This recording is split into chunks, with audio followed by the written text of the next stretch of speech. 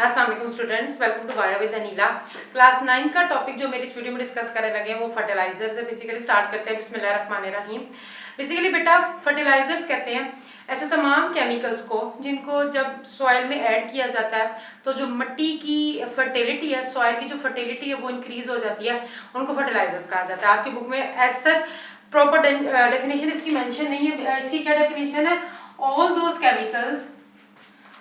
Chemicals that are added in the soil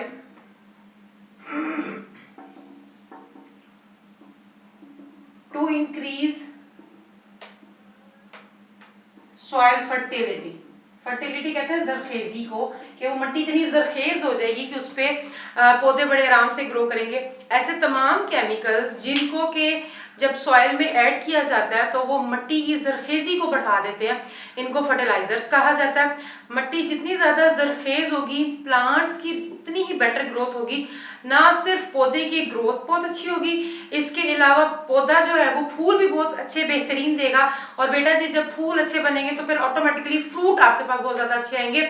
automatically आप ये समझ लीजिए कि जो पूरी फसल है उसकी अफजाइश बहुत अच्छी होगी। तो जब आपके पास फसल अच्छी आएगी तो फिर एक जैसे गंदुम है, चावल है, ये सारा कुछ लगाया तो बेहतरीन फसल आपके पास आती है अगर आप उसमें फर्टिलाइजर्स ऐड करोगे। ठीक है, तो फर्टिलाइजर कहा जाता है ऐसे तमाम केमिकल्स को जिनको जब सॉइल में ऐड किया जाता है तो वो सॉइल की फर्टिलिटी को बढ़ा देते हैं, ताकि बेसिकली बेटा प्लांट्स के लिए हेल्प आउट हो सके, पौधे जो है वो अच्छे ग्रो करें। ठीक है, हमारे पास दो तरह के फर्टिलाइजर्स होते हैं, एक जो कि हमारे पास इनऑर्गेनिक फर्टिलाइजर है और एक ऑर्गेनिक फर्टिलाइजर है। दो टाइप्स हैं इसकी।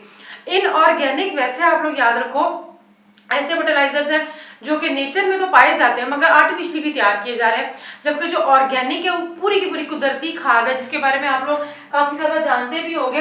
तो हमारे पास कितनी तरह के फर्टिलाइजर आ जाते हैं? बेसिकली फर्टिलाइजर्स की दो टाइप्स हैं, एक है हमारे पास इनऑर्गेनिक और एक है हमारे पास ऑर्गेनिक फर्टिलाइजर। जो इनऑर्गेनिक फर्टिलाइजर है वो असल में क्या है हमारे पास कि ये बहुत ही ज्यादा जो होते हैं जल्दी पानी में जो है वो डिजॉल्व हो जाते हैं। इनऑर्गेनिक फर्टिलाइजर्स को लेबोरेटरी में भी प्रिपेयर किया जाता है मगर नेचर में भी थोड़े बहुत इनऑर्गेनिक फर्टिलाइजर्स पाए जाते हैं। तो जो नेचर में पाए जाते हैं वो हमारे पास क्या है? एक तो हमारे पास जिप्सम है, इसके अलावा हमारे पास क्या है? रॉक फॉस्फेट है, और जो थर्ड वन है वो एलिमेंटल सल्फर है। ये सारे के सारे बेसिकली बेटा जी वो फर्टिलाइजर्स हैं जो कि हैं तो इनऑर्गेनिक मगर ये नेचर में भी आपको मिल जाते हैं, कुदरत में भी मिलते हैं। और अगर फर्टिलाइजर्स के अंदर नाइट्रोजन पाया जाए तो उनको नाइट्रोजन फर्टिलाइजर कहा जाता है। अभी हम इनऑर्गेनिक की बात कर रहे हैं मगर ये जो फर्टिलाइजर है उनकी बाकायदा बोरियां मिलती हैं। आप लोग अक्सर जो किसान जो ज़राअत से रिलेटेड होते हैं, पहले तो न्यूज़ से पहले बाकायदा ऐड आते होते थे कि जो खाद की बोरियां हैं जैसे यूरिया हो गया, फॉस्फेट हो गया, डिफरेंट बोरियां होती हैं, जैसे सोल्ट होता है उससे थोड़े से बड़े साइज के, जैसे आप चीनी देख लीजिए मगर उसको गोल कर लीजिए, उस तरह के फर्टिलाइजर व्हाइट कलर के होते हैं। और आप उनको देखिए कि ये फर्टिलाइजर जो होते हैं जब आप खेत में डालते हो, ऊपर से जब आप पानी फसल को देते हो तो बहुत जल्दी ये पानी में डिजोल्व हो जाते हैं और फौरन जो है वो प्लांट को अवेलेबल हो जाते हैं। अभी हम ऑर्गेनिक को डिस्कस करते हैं तो वो देखेंगे कि वो थोड़ा सा लेट प्लांट को मिलते हैं।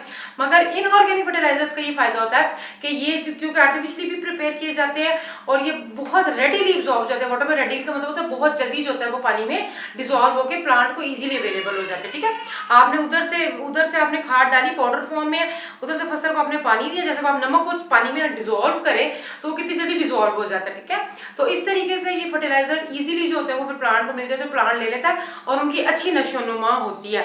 मगर थोड़ा बहुत इनका नुकसान भी है जो कि हम लोग नेक्स्ट वीडियो में इंशाल्लाह डिस्कस करेंगे। अब आ जाते हैं हम लोग ऑर्गेनिक फर्टिलाइजर पे। जो ऑर्गेनिक फर्टिलाइजर है वो बेसिकली बेटा कुदरती खाद को कहा जाता है। अब हमारे पास कुदरती खाद क्या है? या तो एनिमल्स का वेस्ट है या फिर हमारे पास प्लांट्स है।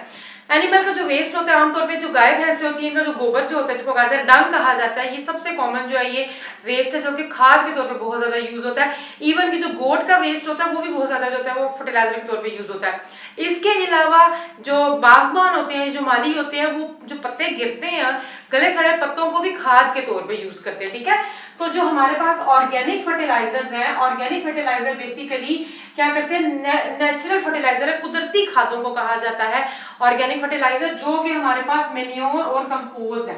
मैन्योर और कंपोस्ट हमारे पास बेसिकली क्या, मैन्योर जो है ये बेसिकली एनिमल वेस्ट को कहा जाता है, कि जो एनिमल का जो वेस्ट होता है, एनिमल का जो फुजला होता है, वेस्ट होता है, उसको खाद के तौर पर, जब मैंने आपको बताया जैसे कि गोबर वगैरह को यूज किया जाता है, वो खाद है। और कंपोस्ट जो होता है ये ज्यादातर प्लांट के वेस्ट होते हैं। प्लांट के वेस्ट में हमारे पास जैसे लीफ वगैरह आ जाते हैं, पत्ते आ जाते हैं गले सड़े। आप देखिए एक जंगल जो होता है उसमें आपको बड़े से बड़ा पौधा मिलेगा, मगर उसको कभी किसी ने खाद नहीं दी। क्यों नहीं दी? क्योंकि बेसिकली बेटा जी देखिए कि वो जो प्लांट्स होते हैं वो ऑटोमेटिकली जब उनके लीफ फॉल करते हैं, जमीन पे जाते हैं, तो आहिस्ता आहिस्ता वहां पे सॉइल में मौजूद होते हैं बैक्टीरिया, जो कि उन लीव्स को डिकम्पोज करते हैं और स्लोली उनके अंदर के सारे न्यूट्रिएंट्स दोबारा से सॉइल में अवेलेबल हो जाते हैं, जो कि प्लांट की रूट्स ले लेती हैं। कुदरती खाद का ये बेसिकली एक निज़ाम होता है। तो जो मैन्योर है वो एनिमल वेस्ट है, और जो कंपोस्ट है ये प्लांट का वेस्ट होता है, जैसे गले सड़े पत्ते। तो ये सारे जो होते हैं ये कुदरती खाद होती है।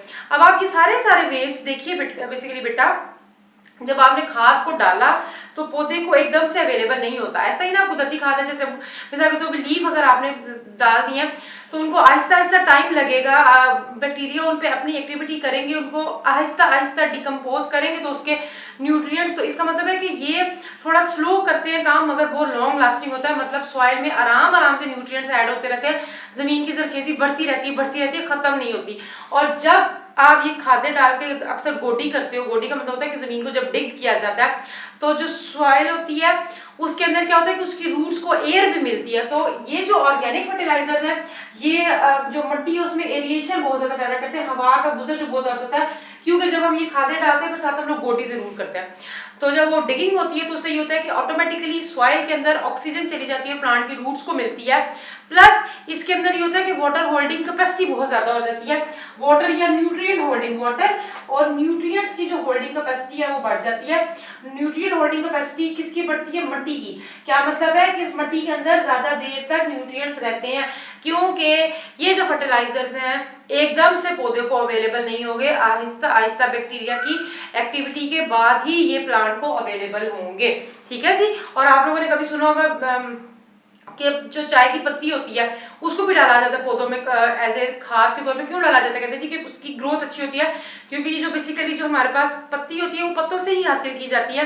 बेशक उसको प्रोसेस किया जाता है मगर है तो वो लीफ ही, और हालांकि पक भी जाते हैं मगर फिर भी वो कहीं ना कहीं फर्टिलाइजर का काम कर रहे होते हैं। ठीक है। तो हमारे पास जो ऑर्गेनिक फर्टिलाइजर है, जो नेचुरल फर्टिलाइजर है, ये ज्यादा अच्छे हैं प्लांट्स के लिए, मगर मसला ये कि जरा स्लोली प्लांट को अवेलेबल होते हैं। एक ये इनऑर्गेनिक है कि आपने जल्दी से अपना पेट भर लिया, उसके बाद आपको दोबारा भूख लग जाएगी, और एक ये ऑर्गेनिक है कि आप आहिस्ता आहिस्ता आहिस्ता आहिस्ता इनटेक कर रहे हो, पेट भी आपका भरता जा रहा है, तो ये ऑर्गेनिक है। मगर क्योंकि हम लोगों को फसलें बहुत ज्यादा क्वांटिटी में चाहिए होती हैं तो हम इतना इंतजार नहीं कर सकते, इस वजह से फिर इनऑर्गेनिक फर्टिलाइजर्स का यूज किया जाता है ताकि फसल की ग्रोथ अच्छी हो सके। ठीक है। दोनों ही फर्टिलाइजर्स का अपनी अपनी जगह काम है, मगर यूरिया एक ऐसा बेसिकली फर्टिलाइजर है बेसिकली बेटा जो कि ऑर्गेनिक और इनऑर्गेनिक दोनों में आता है। ऑर्गेनिक में इस तरह आता है कि नेचुरल है, एनिमल के वेस्ट में यूरिया पाया जाता है। ठीक है जी। जितने भी वेस्ट होते हैं उनमें यूरिया पाया जाता है, मगर इनऑर्गेनिकली भी इसको लैब में तैयार किया जा रहा है। यूरिया की बाकायदा बोरियां मिलती हैं। ठीक है जी। बाकायदा इसकी वो होते हैं।